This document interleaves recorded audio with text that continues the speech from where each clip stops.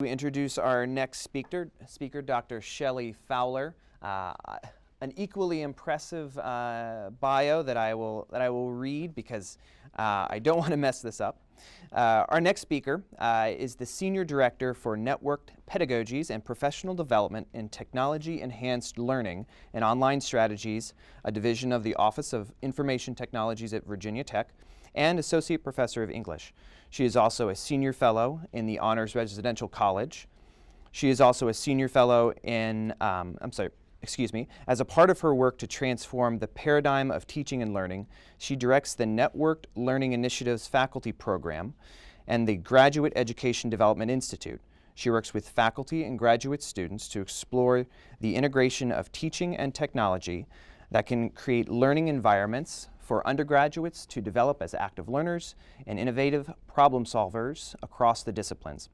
Shelli is an award-winning teacher and was most recently named a Diggs Teaching Scholar at Virginia Tech. She has served as invited faculty and an invited faculty member and co-director for the EduCause Learning Technology Leadership Institute.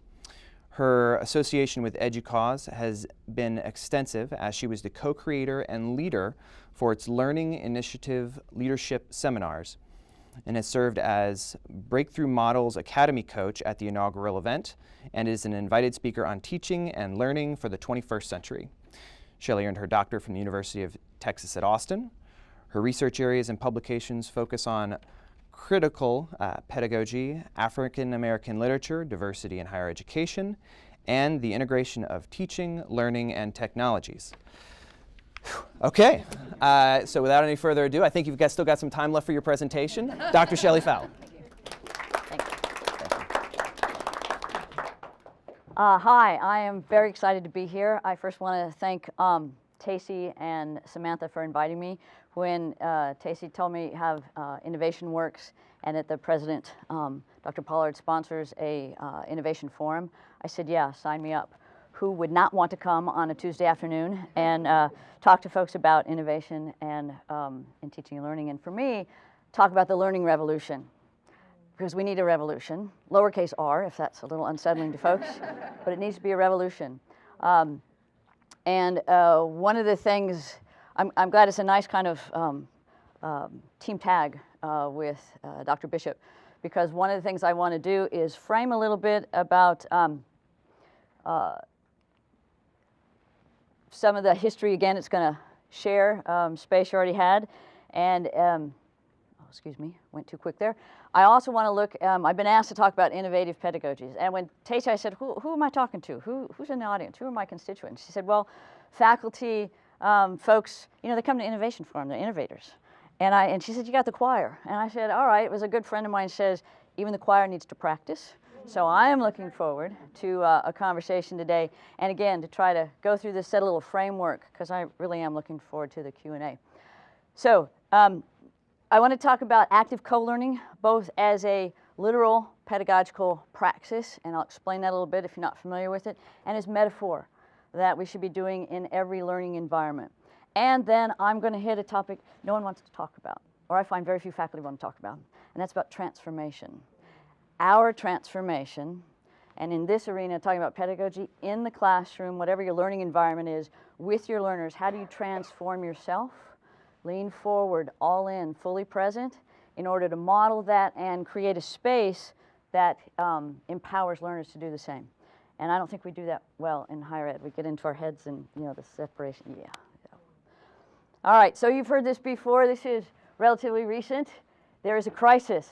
Another crisis in higher ed, indeed, and it's because we don't move very quickly. Now, I need to point out, this avalanche is coming. This study in 2013 was done for, I think it was Larry Summers in a group at Harvard, and the voice you won't find in here is a community college and HBCUs. Y'all don't exist, and that's very problematic. This is a nice LinkedIn post. LaGuardia Community College, if their ePortfolio program, there's some great folks doing great work up there. And Bonnie Flaherty talks about this. She posts the article in the New York Times, Community College, Real College Divide, and can we please move past that? This is very old. I was a first-generation college student back in the last century. I ended up at a community college, Pierce Junior College, it was called, in California. And yes, so you would always know you were not yet ready for prime time at the JC. And that mentality, sadly, hasn't left, and yet, in my opinion, as an outsider, seems, given the constituents, the kind of learners, the kind of things you do, much more broad-reaching than many four-year institutions in certain ways, and that agility we should leverage and work with. So hopefully that'll change. It is 2015. Okay, some of the challenges that we face in higher ed. Yes, cost, completion rates, competency-based learning, micro and nano degrees. I just heard that from someone from a for-profit who told me they're going to have nano degrees. I'm like, huh. Badging certificates. Now, I'm not making light. There are very, very difficult problems, but what I do want to say is we need very complex solutions. I fear more than anything else that in a desire to solve real problems, we have the oversimplification, what's happened in K-12 with problems. In Virginia, it's SOL, Standards of Learning, MSAs, maybe. Yeah, not a good thing. So trying to address a problem, but not very effectively. So I want to focus today, I want to bring our attention to value, relevance, and student learning. Not to forget those other things, they're all there, but I want to pull those out and say, wait, let's start there for a moment and backward design from that and see where it takes us. So what is the value of a college education? Should it prepare students for jobs? Yeah. Or is it a vehicle for intellectual development, for cultivating a flexible mind, and no matter the focus of study, for fostering a broad set of knowledge and skills, even if where you're going with that isn't immediately apparent? I'm quick on the draw there. In 1967, this was in the Chronicle of Higher Ed, or New York Times, whatever it says down there in the print that none of us can read right now on the screen. Our dear governor at that point, Ronald Reagan, said that you need to stop subsidizing intellectual curiosity. When would we ever stop valuing, subsidizing, paying for, encouraging intellectual curiosity? And President of AAC&U just recently said in January that it's ultimately dangerous to democracy and our economic creativity and sustainability. These are serious, serious concerns for all of us, I think. So back to this. I also think if we focus again on value and relevance and student learning, breaking down old paradigms of what those means, and maybe accountability models that are kind of static, reinvent them a bit, we need to empower social change. Every learner, right, that goes through K-12, K-16 and beyond needs to have a sense of agency to change the world in which they live, not just exist in it. And I think we're falling a little bit short or headed that direction. So we need adaptive creatives. And Dean DePaul at Virginia Tech, instead of T-shaped, so broad education with some depth in a field or discipline or profession, likes the pie educated. For the flexible, it's a little, got the two legs. I kind of like it too, so I borrowed it. Irrational. Pardon me? Irrational. Yeah, there you go. So back to MOOCs. I don't have a cow, but I do have some clips. What are MOOCs good for? It's been something we've been thinking a lot about. Sebastian Thrun, Udacity, San Jose State. Oops, data was at odds with this great thing that would somehow magically. Now I'm talking about ex-MOOCs. I want to make that very clear. C-MOOCs are a different thing altogether. Oh, goodness, there. And I have to invoke Sir Ken Robinson, because this is important too. If you don't know him, he's, put your iPad or your laptop up in the kitchen while you're cooking and watch any of the series of his, starting in 06 or whatever on YouTube. Fabulous, because what he's asking us to do is help learners find their talents, their strengths, be in your element. What contribution are you supposed to be making in the world? We all have very different and unique gifts. Part of our job as educators is to help students on that journey. And again, when we're narrow in our focus, we don't. So it's a problem we have in Virginia. It's nationwide. Spellings Commission, no child left behind has left lots of children behind. And for me, Arnie Duncan's race to the top has not yet disrupted that enough so that we're seeing a shift in the paradigm, and that's not okay.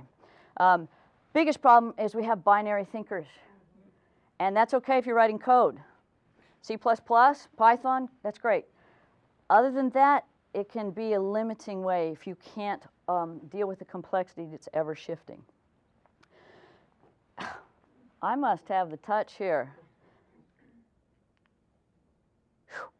There, you're not going to get to see it. I don't know why that is. It's a great photo, too. This is what we do when we do memorization. At Virginia Tech, students call it stuff and dump. Good teaching means you have clear delivery of domain knowledge. You have a study key. There's a review before, and I can get extra credit if I don't get the score I wanted. And it's, simple binary. And that stands in for good teaching. And public ed, of course, has helped us do that. Mine don't have students in them, but the same thing, these massive, classes where we all sit and stare at the neck of the, head in front of us. Passive learning. And this is the lack of engagement we see. And those of you who teach, we all know that moment. It's that moment when the eyes glaze over. And you have that thing, do I just keep going? Do I do something about it? What do I do? And the worst thing when they fall asleep, and you're like, oh, whiplash. This is, and I'm not saying this is our fault. I have a lot of compassion for why learners are disengaged. For me, public education, for the most part, in the U.S., has drilled and killed intellectual curiosity out of them. Every child, every learner starts with curiosity, but our school system is not helping us. So, you saw the photo. What do we do? What can we do to reignite learners' curiosity and wonder? Because I want the learners in my classroom to be engaged.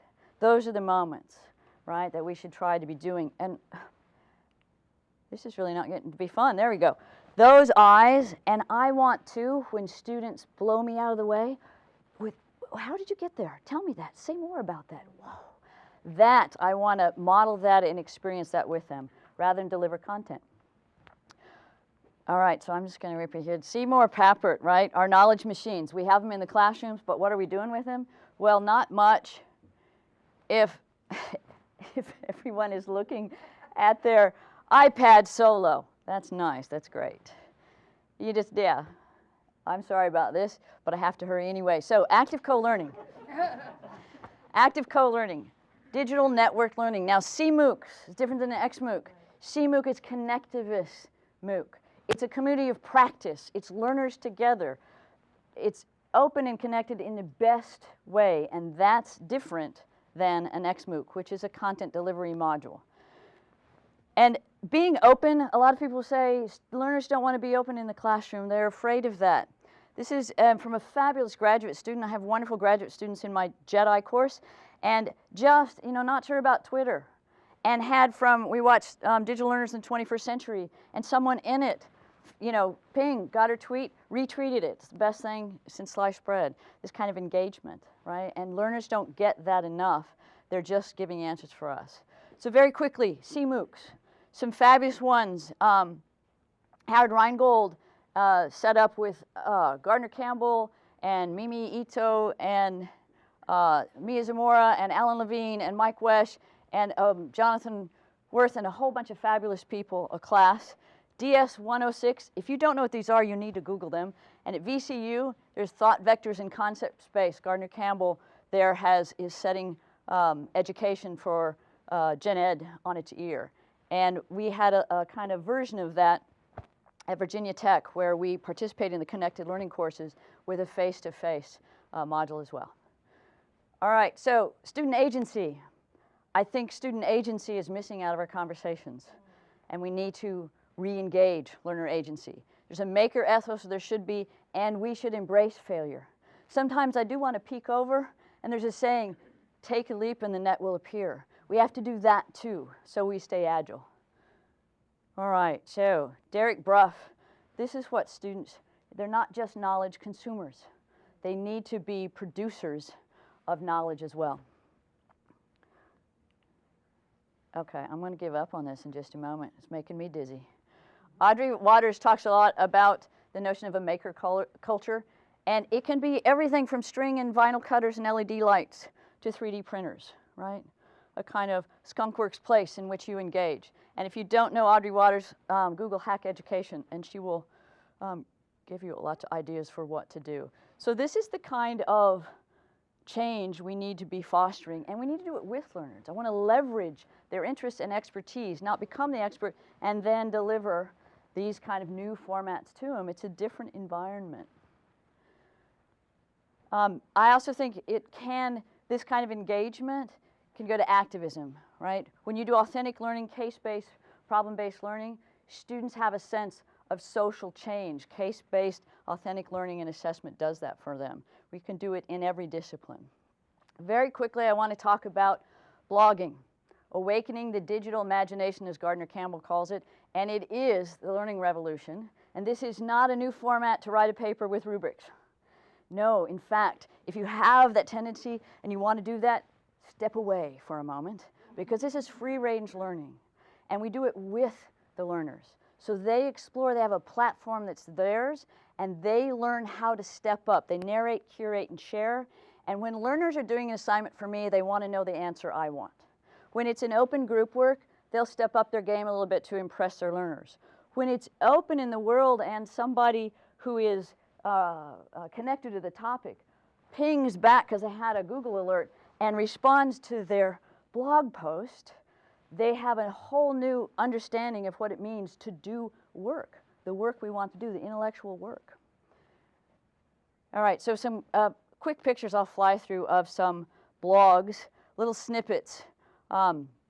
This is from Ritvika Sensar at Virginia Tech, and I love this kind of playfulness with science in a way you don't get in a paper.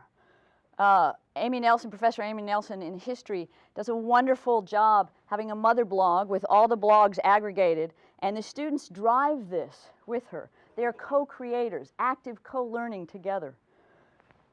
You got to blog Civic revolution. You got to love it. All right. I want to end with a really inspirational moment here, so I'm going to fly through some of this. The inspirational moment is because we have to be inspired to make the change, because it's work and it's hard. But that's what we do. We have a responsibility to our learners, and it's our job. So we need to lean, I can't say lean in anymore. Can't do it, but we can lean forward all in. Hands on, minds on, hearts all in, and we really need to do that. Jesse Stumble says, you don't need new technology to change your teaching, you need a new you. And this is the part I want to talk about. What is that kind of open, vulnerable, right, the power of vulnerability? And Jose Bowen says we need to model changing our minds for students. When you say, I hadn't thought that, that new evidence means we'd go this direction, or you model that for them because they don't see that otherwise. All right, so adaptive teaching means an agent of emergent possibility. I'm not a deliverer of content at students. I work with them as an agent of emergent possibility. And this notion of humble inquiry for me, because it builds relationships. So not just Socratic questioning, but a kind of Freirean dialogic moment where I'm trying to engage with and I learn from the learner as the learner teaches me and I teach the learner. It's much more dynamic. We have to get comfortable in ourselves, literally, in your own skin. You have to be fully present in the classroom. I have faculty who will look from to the back of the wall, from the PowerPoint to the back of the wall, and tell the students, look at the back of the wall, like they don't exist. It's because we're not comfortable. Get comfortable, they're real people. I want to know who they are. All right, I want to end with this. It's a 2-minute clip that on bad days, sometimes just with my morning coffee, I love this film because Michael Morantz has mashed up a wonderful collection of contemporary things to remind us why we have to shift this paradigm. Active learning. This is our and their future, and there isn't a multiple choice Scantron out there. They'll have 14 different jobs, some of them not invented, right? They have to be lifelong learners, and we're not helping them get there enough.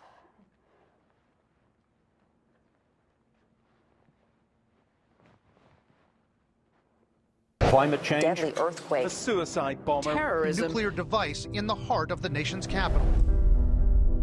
It's no wonder that we're pessimistic. It's no wonder that people think that the world is getting worse. But perhaps that's not the case. Perhaps we forget that we've only just begun. Doing what's never been done before is intellectually seductive, whether or not we deem it practical. What we're seeing is unfathomably new possibilities all of a sudden becoming available to us. The future doesn't belong to the faint-hearted. It belongs to the brave. You have to trust in something. Your gut, destiny, life, karma, whatever. We truly are living in an extraordinary time, and many people forget this. So now technically your device is on. Can you tell? Can you hear me? The yearning to do what we do in the service of something larger than ourselves. Where did we come from? Are we alone in the universe? What is the future of the human race? When you conduct those exercises, innovation follows just as day follows night. We can do this. I know we can because we've done it before. Stay hungry, stay foolish.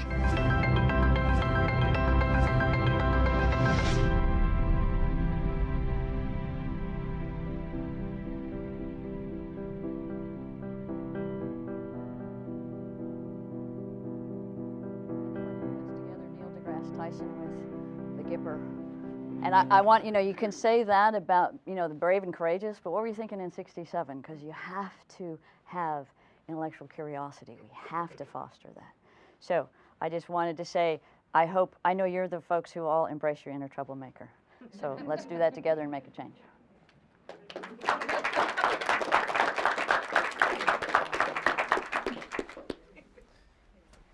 Thank you. So as we did before, we've got a few minutes for questions from the audience. Hashtag PIFMC, PIFMC, if you want to tweet in a question, and then we will start a panel discussion. I again, am going to snag the first question because the innovation program, as part of the innovation program, I teach an experimental course at a local high school, preparing for a move towards project-based learning. And it's all about tinkering and iteration, and one of the struggles we have had is figuring out how do we grade them? How do we know when they're ready? How do we know what success looks like in that model? So, is the label just an excuse, or are we asking the wrong question?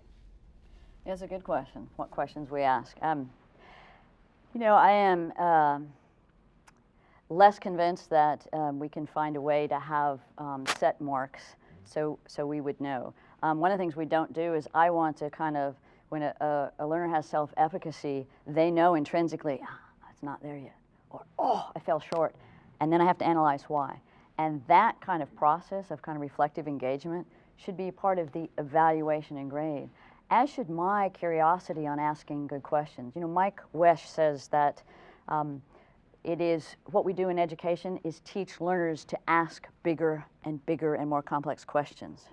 And so grading should somehow morph to include that.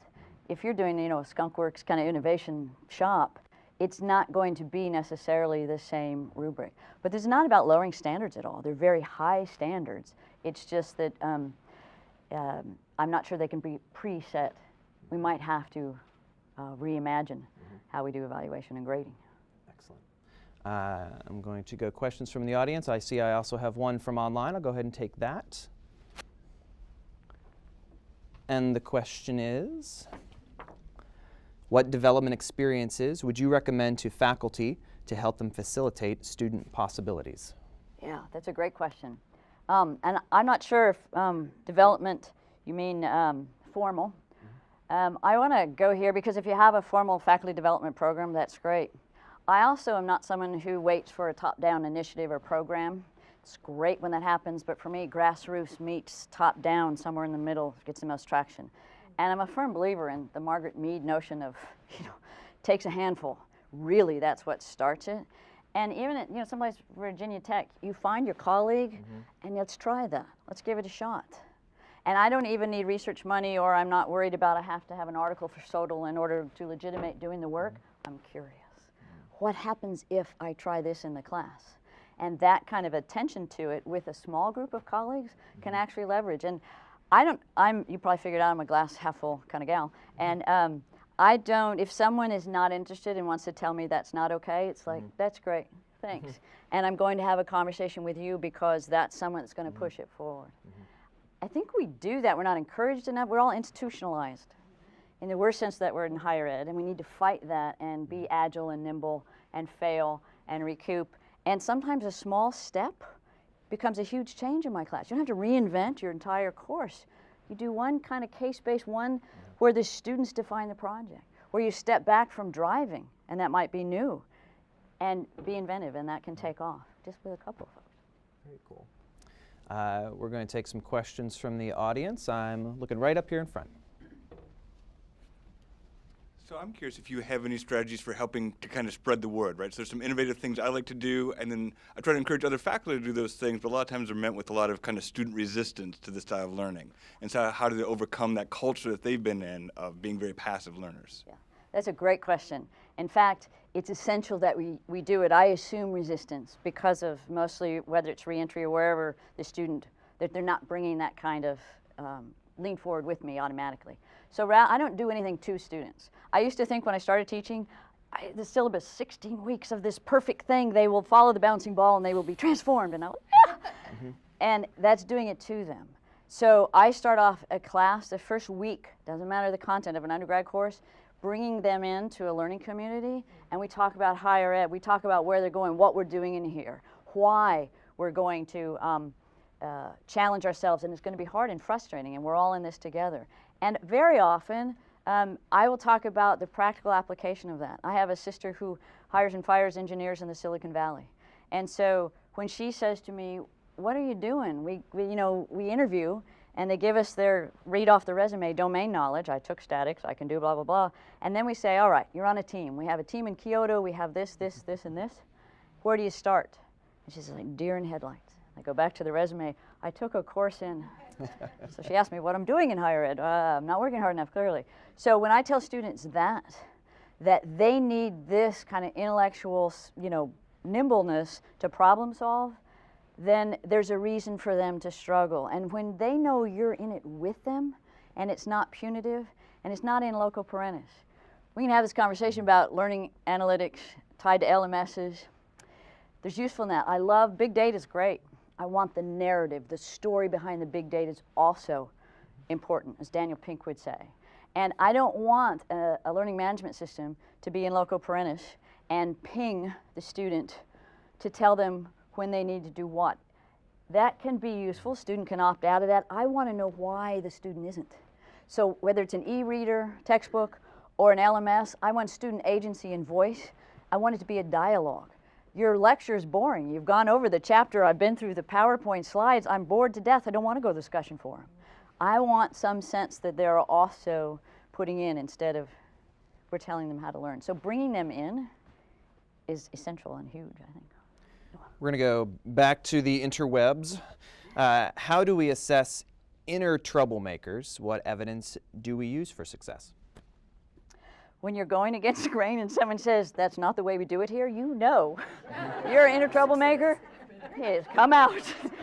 and cherish those moments, because, mostly, I just read this great piece. Yana Lambrini, a colleague of mine, sent me this article on safe spaces versus brave spaces in diversity and inclusion issues on higher ed. Wow.